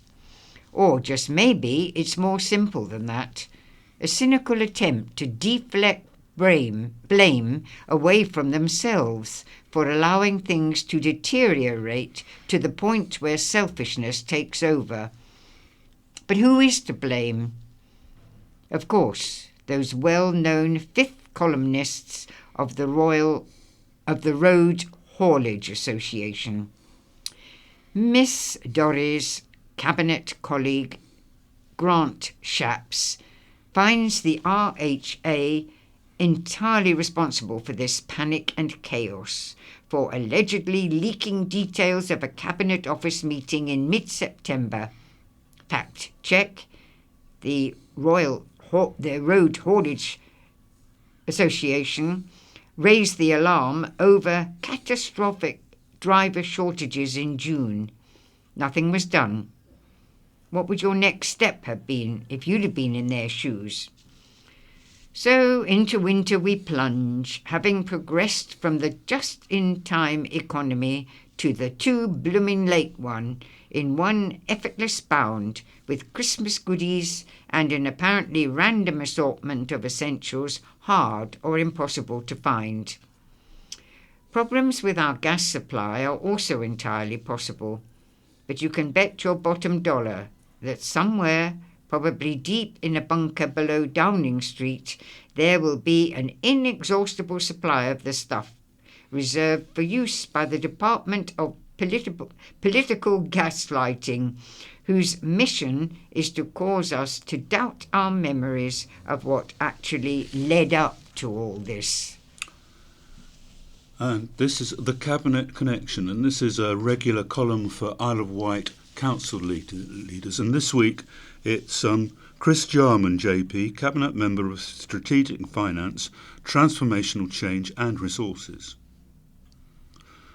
When I was asked to stand for the newly created ward of Totland and Colwell, my feelings oscillated between honour and trepidation. I had a profound dislike and distrust of most politicians, never belonged to a political party, and preferred to be active behind the scenes, being a doer rather than a talker. Since moving here in 2004, my principal focus had been helping the Wessex Cancer Trust, Mountbatten and similar organisations. Agreeing to stand as an independent to being elected at my first attempt occurred within a few weeks. My rejection of the damaging principles and policies of the then Tory administration made committing to the alliance an obvious choice. The diverse mix of exceptional talent, common goals regarding our environment and drive for economic revival felt like a natural home. My background in maths, technology and business propelled my appointment in charge of finances and resources, all seemingly without taking a breath. It's inevitable with a change of administration that everyone is tested, including the staff, its leadership and government representatives. A steep learning curve for all, but one that professional employees and the elected members have survived well. The Alliance, committing from the start to openness and transparency and replacing petty party politics with the best interest of the island, its residents and businesses, makes simple sense. Finding myself responsible for council finances brought a series of shocks. I don't use the term lightly. And we inherited from the Tory administration a £400 million debt and no plan to repay it. The peculiarities of local government mean most of your expenditure is dedicated to statutory responsibilities and the amount remaining for other activities is modest. Past administrations had borrowed £35 million and invested it in mainland enterprises, awarded huge contracts to the mainland firms and failed to deliver an island plan, leaving us exposed to national regulations that favour property developers and a chronic shortage of affordable accommodation. These challenges, along with 78 others, are next to my home study table, making my 82-item priority list. It's as well that I am an optimist with tenacity and determination. We cannot sit back and continue to manage decline. We must protect the outstanding beauty of our island, motivate youth by providing the best education and quality employment opportunities, and ensure no one is left behind. The scale of the challenges ahead is great and we cannot shy away from them, nor can we rely on government to come to our aid in any meaningful way. That forlorn hope has long been misplaced. The route forward can only come from investing on our island and increasing the revenue we generate using our own local enterprise, inspiration and creativity. Time now to change, to enthuse and to motivate. And we go on to what's on the island. And firstly, meet the mayor. The mayor of Ryde, Michael Lilly, is the guest of the informal monthly Time Together Cafe next Thursday, October the 21st. You are invited to meet him for a chat and light lunch at St John's Church Hall, High Park Road, Ryde, from 12 noon to 2:30 p.m. And End of Pier Show. Sandown and Shanklin Lions presents the End of Pier Show at Lions Community Centre, Lake, tomorrow, that's October the 16th, starting at 7 p.m. Tickets are £10 and include a fish and chip supper, with alternative to fish available. And if you want a ticket, you need to call 07712 921 064 or 07834 680 374. There will be live music and songs and an old-time musical sing-along. All proceeds to Sandown and Shanklin Lions. And now from the New Close Cricket Club, Frank Sinatra Tribute Night is to be held on Friday the 22nd of October. Doors open at 7 p.m. and the entertainment from 7:30 to 10 p.m. Enjoy a night of entertainment with family and friends listening to old classics, including Elvis and others. We also have a special appearance from Saint Laugh-A-Lot with some motivational comedy.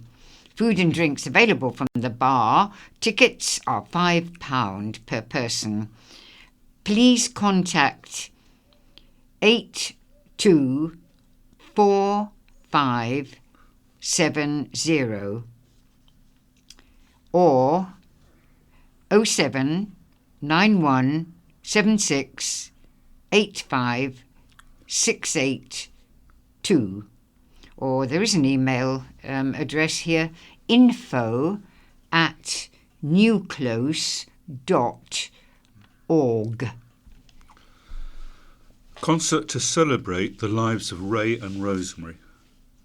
Medina Theatre will host a concert to remember and celebrate the lives of Ray and Rosemary Scovell. Ray and Rose were popular and much-loved island individuals who committed their lives to sport and arts. Ray was also a well-known figure in the island's athletic communities and was responsible for bringing events such as Park Run to the island. In January, Ray lost his life after contracting COVID-19, and tragically just 2 weeks later, Rose also died. Because of the restrictions at the time, only a limited number of people could attend their funerals. The concert, organised by the Ray and Rosemary Scovell Trust, is to celebrate Ray and Rose's lives through their favourite music and tributes from people and organisations that knew them best. The Ray and Rosemary Scovell Trust, set up in their memory, support under-21s in sport, drama and music. The concert will take place at 7:30 on Sunday, November the 21st. Tickets are now available for purchase. That's at Medina Theatre. And the Key Arts is to host a Gruffalo illustrator. The magic behind children's favourite character, the Gruffalo, will be revealed at the Isle of Wight Story Festival at Newport's Key Arts in February next year. Axel Scheffler, co-creator of one of the most iconic children's story characters of all time, will be performing and drawing at next year's festival, and talking about how he developed the look of some of his most famous characters, including the beloved Gruffalo. He is just one of an exciting lineup to appear over February the 25th to the 26th at the Isle of Wight Story Festival's new home for 2022, Key Arts. Others confirmed for the event include Laura Ellen Anderson, Amelia Fang, Sarah McIntyre, Grumpy Corn, Kieran Larwood, Podkin, and Philip Reeve, Mortal Engines, as well as the theatre company Rhubarb. Top harpists to teach workshops and perform. The 8th annual Harp on Wight International Festival is taking place in Ryde from October the 22nd to 26th. Once again, a talented range of leading harpists will be both performing concerts and teaching workshops. For the opening concert at Ryde Methodist Church on October the 22nd, Welsh harpist Anne Denholm, who is the festival patron, will be joining forces with the Voices of the Isle of Wight Choir, conducted by Linda Philby-Borrett. The traditional Saturday afternoon concert showcasing two leading young international harpists features Tara Viscardi from Ireland and Maria McNamee from Northern Ireland. Lauren Scott has her own solo concert on October the 23rd and then returns for another performance on the afternoon of October the 25th with the participants from the Adventures for Lever Harp workshop, which is teaching in the festival. This year's festival looks especially strong for Celtic music, with world-class harpists Catriona McKay from Scotland and Anne-Marie O'Farrell from Ireland holding concerts on October the 24th and October the 25th, respectively. And if you like music, here are some events this week. Tomorrow, Saturday, there is Bobbin and the Baby Makers at Freshwater Conservative Club at 8:30 p.m. And then at the Key Folk Club, featuring Second Time Round and the Kelpies. So that's at the Key Arts Newport and that's on Sunday at 7:30 p.m. And then on Monday at 7 p.m, another musical event, Two Big Violins, and that's a ticketed event from Medina Bookshop. And then on Wednesday at 7:30 p.m, there's the Abbey Brass Concert at the Salvation Army Hall, Newport. Watch out for the Killer Venus flytrap in Shanklin. The Island Savoyards are thrilled to be back in Shanklin Theatre after 2 years of being unable to rehearse or perform due to the COVID pandemic.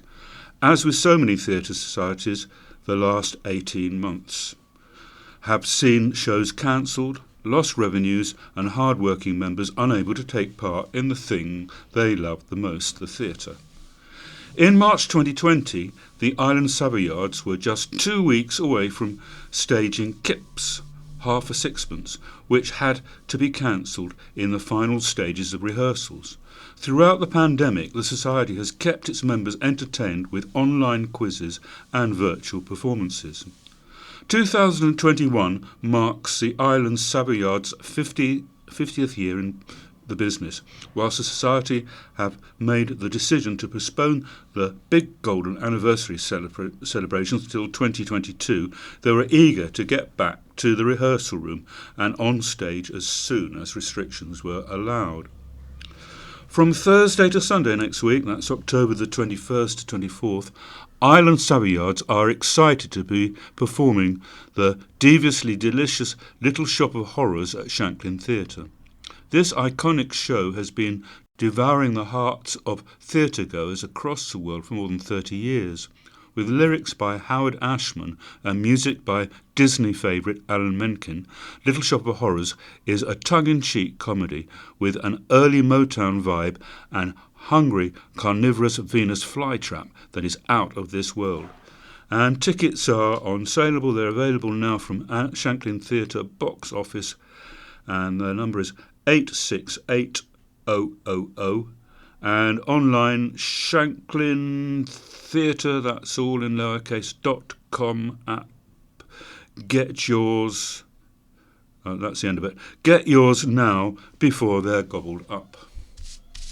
And more from the Shanklin Theatre, we have a production of Forever in Blue Jeans. Celebrating over 2 decades on the road, Forever in Blue Jeans brings you an exciting new production promising a great night out for all the family. The talented cast of 7 sing and dance their way through more than 80 classic songs, a whirlwind trip from the 50s through to the best songs of today. Terrific vocals, stunning costumes and clever choreography. All the hits, all the energy, all in one great show. Tickets are £23 and concession £21. And then it says FOST £21. Not sure what that means, but that's not available online. And all prices include a £1 booking fee. And that's on Wednesday, the 27th of October at 7:30. And then another production on Thursday, the 28th of October at 8:15. And Thursday, the 4th of November at 8:15. And this is called Beyond the West End.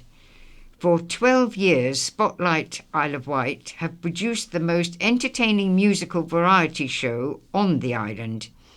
Every summer, we have been selling out Shanklin Theatre with our fast-paced production, packed full of songs and routines from the greatest musicals and toe-tapping tunes from stadium-filling performers. There really is something for everyone. And the tickets, adults £18.50, concessions £17.50, under 16s £12.50, FOST members, and then NHS staff £17.50, and the FOST, their tickets not available online. And we finish with some additional news. Headline for this: dog owners warned after poison found in the forest. And vets have warned dog owners to be vigilant when walking their pets at Mark's Corner on the edge of Parkhurst Forest. Green, Roberts and Butler, the Carisbrooke vets, took to social media this week to warn that they are caring for a number of dogs who have swallowed bright blue pellets believed to be rat poison. They said on Facebook, "We dislike giving attention to the type of individual who would do such a thing, but please take care if walking in the area." Dog trainers and behaviour specialists, Complete Canine, that's their name, disclosed that the poison had been laced with food to encourage animals to digest it. 3 dogs in their care had eaten the poison, but were okay after receiving urgent veterinary treatment. They later went and cleared up 2 full bin bags of poison that had been strategically placed in so many piles around the path we wouldn't have the hope in hell of avoiding it, they said. They also found screws in the parking area in the vicinity, an apparent attempt to damage cars. It follows similar incidents reported in November last year. Hampshire police have been informed and warning signs have been placed at the entrance to the forest. Right, and some additional pieces of information. This one entitled We Believe in Newport. Newport and Carisbrooke Community Council has pledged its commitment to the town centre with the purchase of 64 High Street, the former Edinburgh Woolen Mill site. The intention is for the council to be more accessible to residents, assist in high street recovery, provide space for a Newport Heritage Centre, appropriate office space for its staff, and secure a central accessible space to hold council meetings in. Initially, the intention was to rent a property. However, an opportunity to buy arose, which also met several objectives of the council's adopted strategic plan. The purchase has not impacted the local precept payers, as the council reduced the precept for the 2021-2022 financial year by 2.4%. The NCCC has been the lead partner for the Historic England High Street Heritage Action Zone programme for Newport since May 2020. As the property was within the zone for the project, a feasibility study was carried out to provide information on potential uses and how it could be developed. The council has also applied to the programme for grant funding for shop front improvements and to assist with a feasibility study into repurposing the first floor and reinstating appropriate access from the street. City of Culture bid takes a step forward. The Isle of Wight Council has welcomed an announcement that Southampton is still on track to be crowned the UK's City of Culture after making the shortlist of 8. A record 20 areas put bids forward, but only Armagh City, Banbridge and Craigavon, Bradford, Cornwall, County Durham, Derby, Southampton, Stirling and Wrexham County Borough will battle it out to become UK City of Culture 2025, taking over the accolade from Coventry. In July, Isle of Wight Cabinet members agreed to back Southampton's bid by becoming a supporting regional partner, describing it as an opportunity not to be missed. It is hoped a successful bid would bring millions of pounds worth of investment, not only to one of our closest Solent neighbours, but to the wider region, including the Isle of Wight. It could also increase visitor numbers and boost the profile of the island as a cultural destination. Councillor Julie Jones-Evans, Cabinet Member for the Generation and Business Development, said, "The island joins in congratulating Southampton on this important progression on the bid to be the UK's City of Culture 2025. As an official partner, we will be contributing to the full bid application, strengthening and adding value to an already compelling proposal." The winner is expected to be announced next year. Previous successful applicants for City of Culture status have seen huge benefit, not least in tourism, with 2017 City of Culture house value being placed around £300 million. For more information on Southampton's UK City of Culture 2025 bid, visit southampton2025.co.uk. And an anti-drilling petition. Blue Seas Protection, who want to stop drilling for oil on the island, handed a petition of nearly 4,500 signatures to Paul Fuller, Isle of Wight Council's lead councillor for planning, at County Hall on Tuesday. The group of supporters were led by Gary Oates, the Sandown-based charity's chairman, who said, "The planning department has issued a conditional approval for the drilling project. We oppose it on the grounds that they are drilling through the island's only freshwater drinking supply using chemicals to dissolve the shale, so any leakages will get into the island's waterways. It's one of the most ludicrous decisions ever made by the council's officers to recommend this action to drill for oil through the island's drinking water aquifers, virtually guaranteed to poison our drinking water supply forever. It's totally against all government talk of sustainability and carbon neutrality by 2050.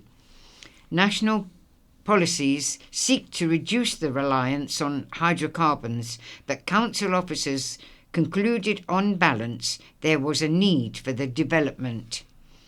Having considered all the factors, officers said they were satisfied the development would not pollute the environment nor harm protected species. The Isle of Wight Council's Planning Committee will make the final decision next Tuesday, October the 19th, having received specific training on the issues. Falls prevention team will tour the Isle of Wight again. Members of the island's fall prevention team visited Sandown's Broadway Centre and provided a drop-in afternoon of advice and guidance to enable residents to access information, advice and assistance to help prevent falls. Earlier this year, the team also set up strength and balance sessions called Move to Improve, which can significantly reduce the risk of falls. The team also visited Totland, Ryde, Ventnor and East Cowes. Due to the demand, the event will be repeated next year. The team can be contacted on 822 099 extension 5353. That's 822 099 extension 5353. Right, and now for some rather nasty stuff. Police raids in Ryde. A knuckle duster and stun gun were found after 4 men were arrested for a series of offences following 2 police drugs raids in Ryde on Monday evening. That was October the 11th. At the first, in St James's Street, 2 men aged 28 and 53 were arrested on suspicion of being concerned in the supply of Class A and B drugs. A third, 28, who was also located in the property, was arrested for an unrelated matter on suspicion of assault. The knuckle duster and stun gun were also found in the address. These are considered offensive weapons under the Offensive Weapons Act 2019 and were subsequently seized. As a result of police inquiries, a further address in Ryde was searched where a male, 27, was arrested on suspicion of being concerned in the supply of Class A and B drugs. Further inquiries are still being carried out. Isle of Wight Council launches a flood investigation. An investigation into the circumstances which led to severe flooding in parts of the island this summer has been launched by the Isle of Wight. Flash floods in July and August led to blocked roads and submerged properties after the island was hit by spells of torrential rain. The Council has now started an investigation to better understand the causes and any factors which may have influenced the severity of the flooding, and will publish a report next year which will consider potential options to mitigate against future flooding. Councillor Jonathan Bacon, Cabinet Member for the Environment, said it's essential that we look into the causes and impacts of the flooding that occurred earlier this year. Many residents were adversely affected and much distress and damage to properties resulted. The information people supply will be crucial to help us to understand the impact of the flooding on the local community and to consider potential options to take preventative steps and to mitigate the risk of similar flooding occurring in the future. And a murder suspect bailed. A man who was arrested on Monday on the suspicion of murder following a sudden death in Yarmouth has been bailed until November the 8th. Police arrested the man in his 60s after the death in Yarmouth High Street on September the 22nd.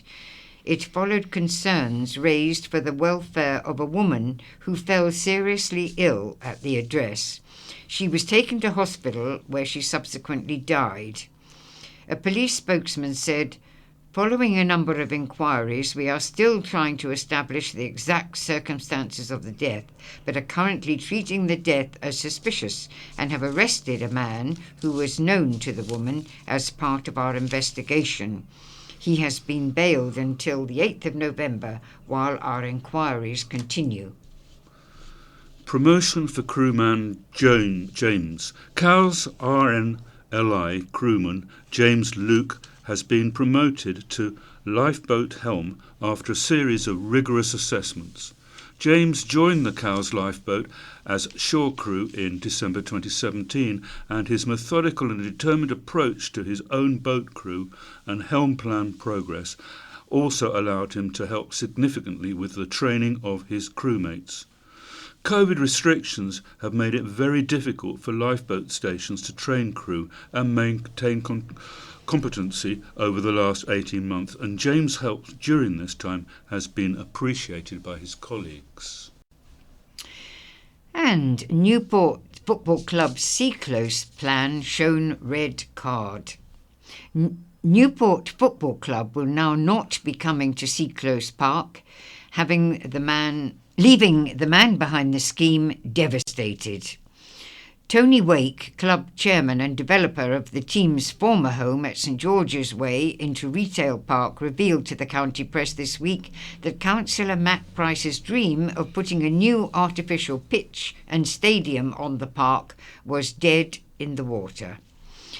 But he reaffirmed his commitment to build the club a new home at the racecourse, the intended new site before the Seaclose plan emerged.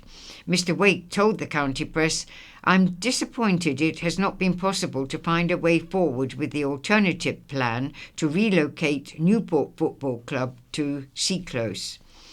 It was a proposal that I and many others thought had many advantages for the club, its supporters and the wider community.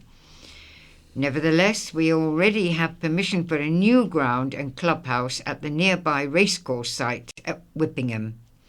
This too will provide an excellent facility for Newport Football Club and a variety of other users." Have a good day and goodbye from Leicester. And Megan. There is no scaffolding news this week. The In Touch programme follows. It's our 60th birthday. We are 60 years old. Peter Wight shares his fondest memories and experiences of presenting In Touch, and we hear something of the programme's history from one of the original producers. Also, cornea and retina specialists have begun to notice eye-related complications in people who have recovered from COVID-19. Some people have experienced blurred vision while ill with the disease, but it appears that for some, the effect can remain long after they've recovered. In some cases, it's thought that the disease blocks or restricts blood supply to the retina, which results in a condition called retinopathy. In some extreme cases, vision can be impaired. We investigate this with the clinical director of the Association of Optometrists, Dr. Peter Hampson. And we hear from someone who successfully uses assistive technology in their place of work. And it may not be the job role you're expecting it to be. BBC Sounds. Music, radio, podcasts. Good evening. Now, anyone remember this? Well, if you do, you're even older than I am. In Touch had its first outing 60 years ago this week, so older than Radio 4 itself. And in our early days, we had a signature tune.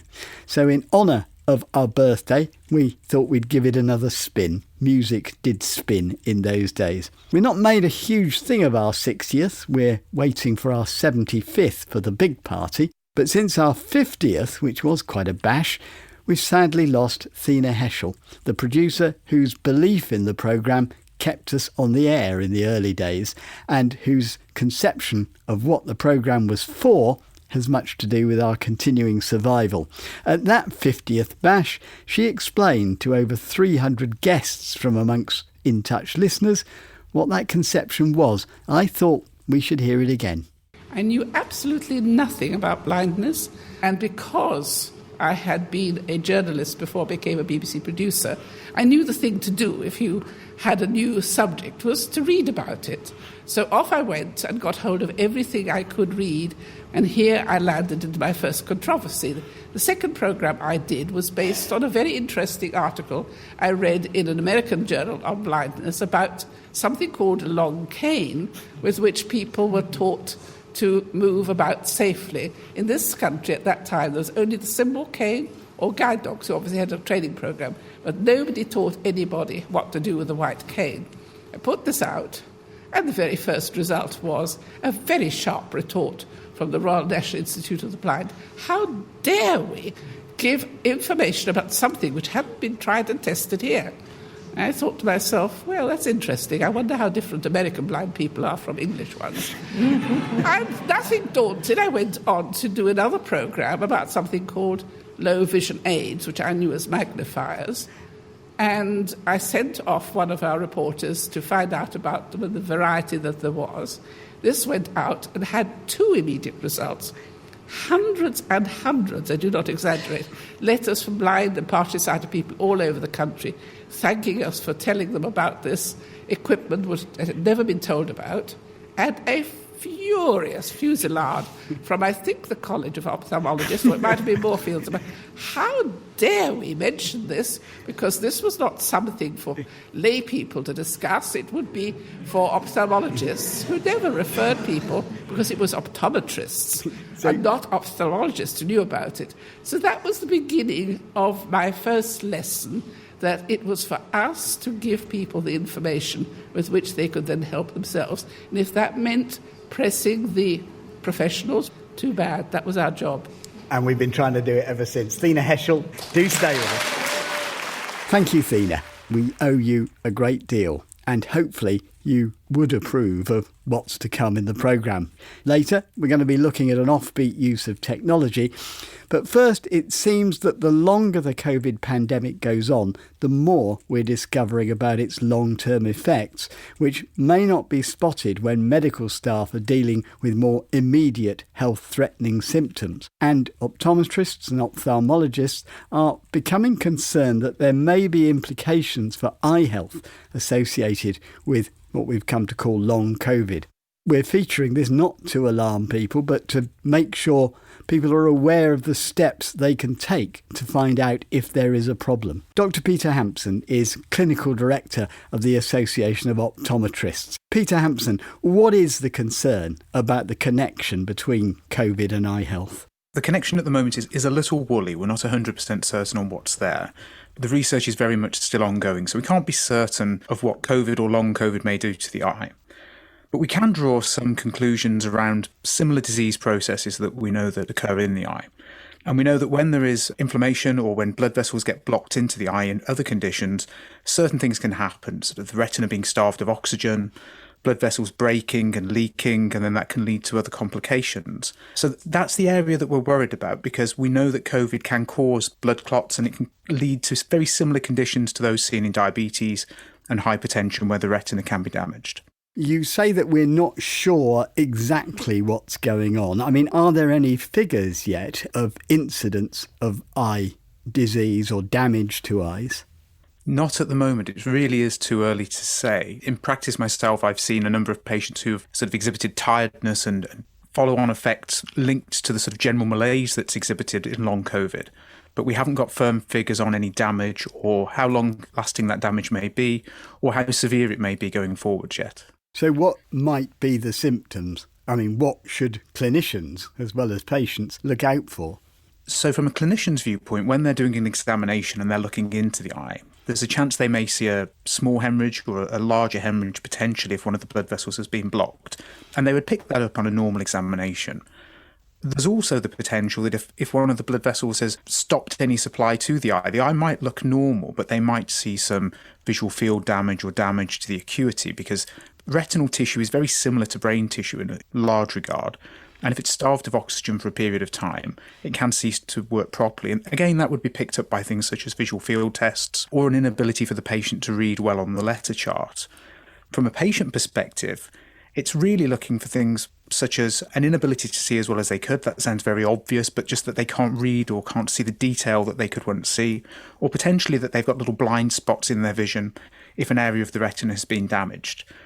If that happens, then it's really important they get it checked out. It may be something very trivial, it may be something sort of very short-lived, but as with all of these things, the sooner that they're looked at and examined, if there is anything that needs doing, the easier it is to intervene. Because this is the problem, isn't it? You know, there is a lot going on with COVID, and maybe this is something, especially if you're too ill, you're not going out, you're not doing the kind of things where this might show up. I can see how it could very easily go under the radar. I think it could. If people have been very ill, then there's a chance that they're so busy prioritising getting generally well that they perhaps ignore some of what they might consider sort of more trivial symptoms. And obviously, as we know with eye disease, early intervention is nearly always the key to getting a good outcome. So that's probably my big take-home message. If you're worried about it, if there's a concern, to get it checked out, because the professionals who will be examining you will be able to give you the correct advice to get to the place you need to be, or what you need to do yourself to sort of self-manage the problem that you've got. And you made the point that it's almost like a blood clotting problem. Would you know if this had happened? From a patient perspective, possibly not. It's remarkable the amount of patients that present, not just from a COVID perspective, but where they've perhaps had an incident with one eye that isn't an accident or anything. So there's not an acute traumatic event where they can say, oh, I remember when I got poked in the eye. You ask them to read the letters and they cover one eye and suddenly realise that they can't see as well with one eye as the other. And the brain does this wonderful trick of when we're walking around with both eyes open, it sort of fills in the blanks and we don't notice it. So it's very feasible that a patient could be unaware, unless they happen to have covered the good eye as such and have noticed that the other eye suddenly isn't as good. Are we at the stage yet where people with COVID would be referred for an eye examination if they're experiencing COVID and especially long COVID, or is that an initiative that the patient would have to take themselves?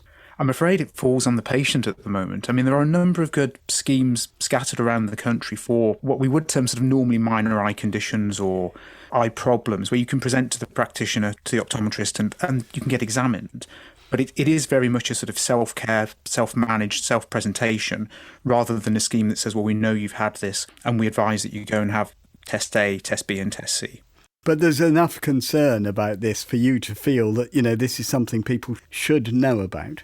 I think that's reasonable. Given just the volume of patients that are out there and given what we do know about how blood clotting is affected, I think it's reasonable that patients should be taking some steps if they have concerns, just to make certain that everything is normal. It might be something fairly simple, that just because of the general sort of tiredness and malaise after an illness, simple things like being unable to read their smartphone or see their computer screen as well as they could previously, and those are things that can very easily be remedied. Just things like that. Any eye disease, if there's a concern, getting it checked out and making certain that you're not just ignoring it is always good advice, regardless of how trivial it may seem. It's always best to seek a professional's advice and make certain that you are fully informed. One other question, which is much more general, but we've heard a lot about the effect COVID has had on waiting times for all kinds of conditions. What about sight-threatening conditions? It seems inevitable that there would be a lot of delayed diagnosis and therefore delayed treatment. Is that true? It is, yes. I mean, from a primary care, sort of optometry on the high street, as your listeners will know it, there is access. They've been open throughout.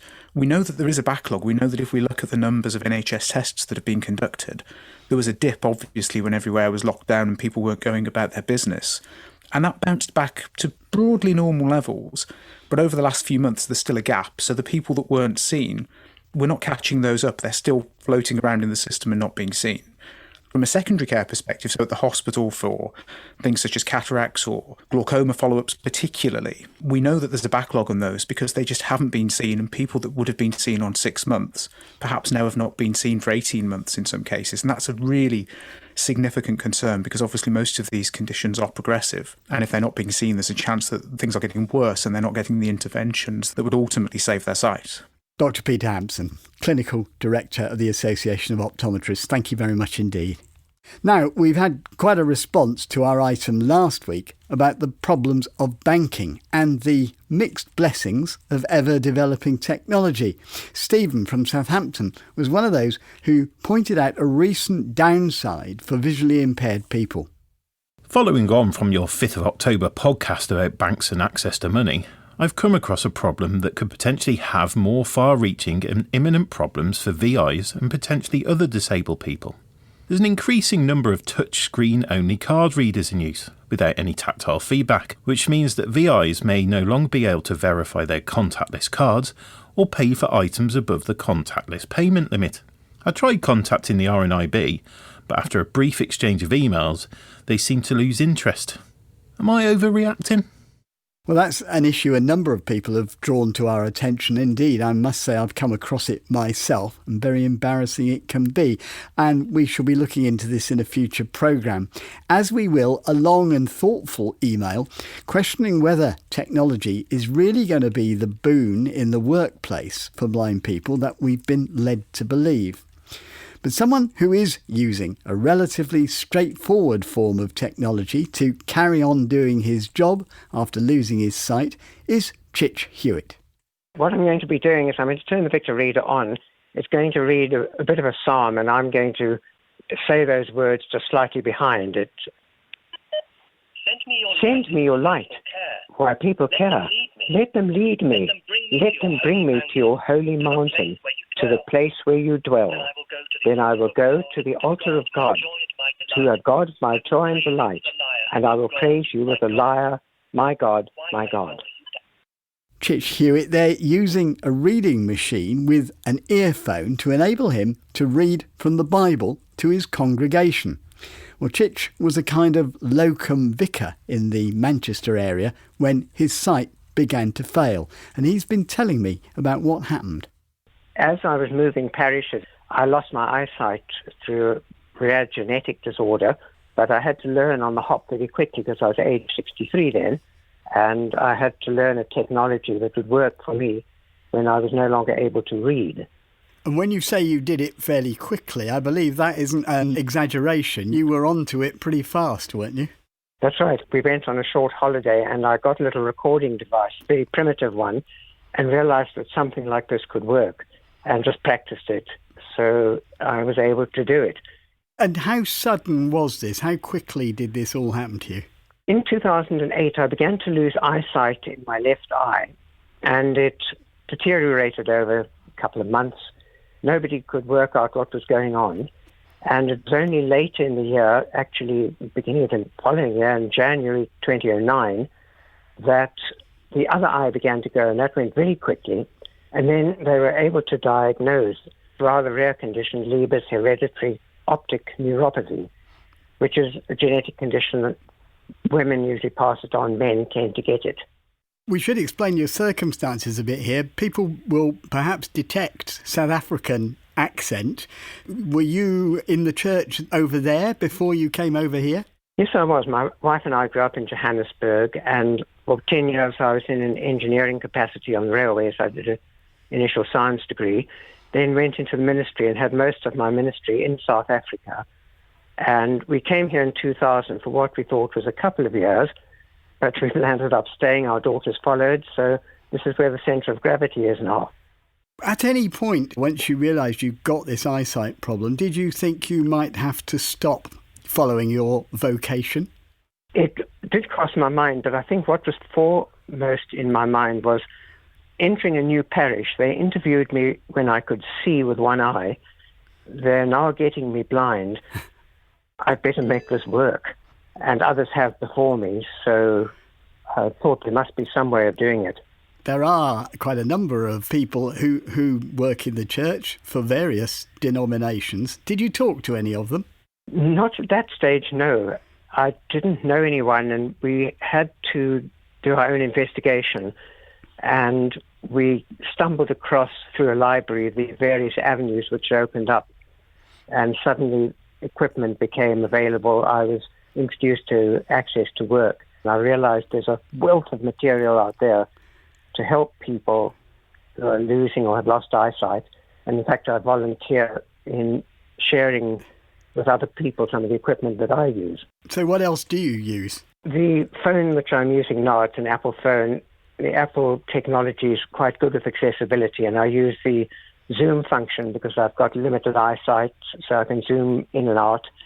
I use the Siri function and the voiceover function, which reads everything on the screen, as well as apps like Seeing AI, where I can hover the phone over a document I might receive in the post if my wife's not here to read it, and read it for myself. As we've heard, you carried on with the ministry. I'm just interested to know whether there were other differences. I mean, we've talked about the technology and your problem solving, but what about people's attitude to you, or indeed your attitude to them? People in the parish were very kind and understanding. Taking the services was not such a difficult issue because I was largely in control of what I was doing and had planned it.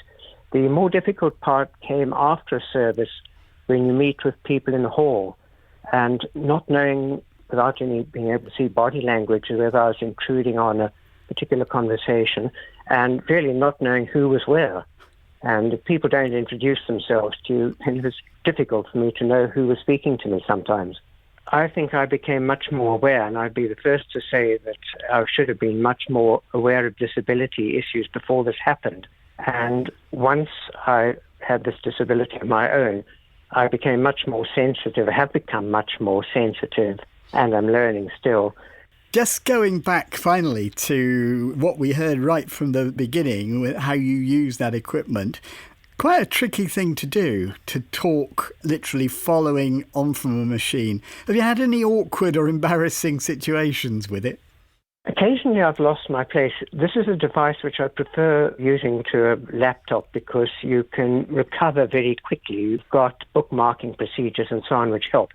So I have made some mistakes with it in the past. For instance, if a child is very noisy in the service, then I won't be able to hear very clearly the words that I'm supposed to be saying. But most of the time it's worked well. Chich Hewitt, good to talk to you. Thank you very much indeed. And that's it for the beginning of our next 60 years. Next week, a special on social care.